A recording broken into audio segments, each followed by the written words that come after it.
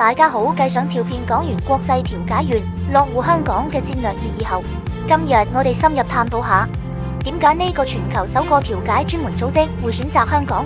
其實背後離不開香港獨特嘅制度優勢，歸納起來有三大關鍵點。第一，普通法傳統與兩種法律體系嘅超級聯繫人角色。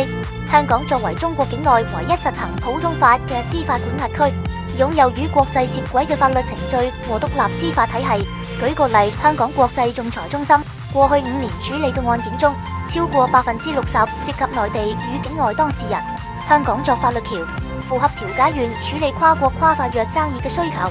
而且內地與香港早前簽署調解協議互認安排，經香港調解達成嘅協議可直接在內地申請執行。呢個機制優勢係其他地區難以複製嘅。第二，國際化人才庫與商譽法律環境。香港法律界擁有超過1.6萬名執業律師，當中近40%為外國律師或擁有境外資格。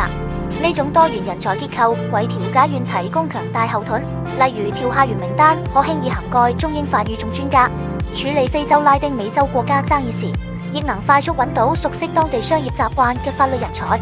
此外，香港法庭用中英雙語運作，書面文件與口頭陳述可靈活切換，大幅降低跨文化溝通成本。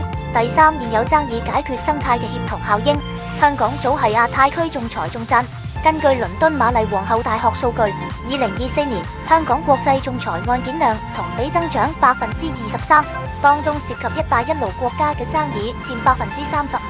調解員落戶後，可與 HKIAC 形成調解仲裁閉環，當事人可先透過調解嘗試和解，失敗後直接轉入仲裁程序，避免重複提交證據，節省約40%嘅時間成本。呢種一站式解決方案對講求效率嘅跨國企業尤其吸引。當然，優勢背後亦有挑戰，例如點樣說服歐美企業信任香港嘅中立性。但憑住呢三大制度底氣，香港確實有成為全球調解樞紐嘅關鍵鎖匙。下一期我哋會拆解簽約國名單背後嘅國際政治經濟邏輯，記得訂閱我哋頻道，唔好錯過。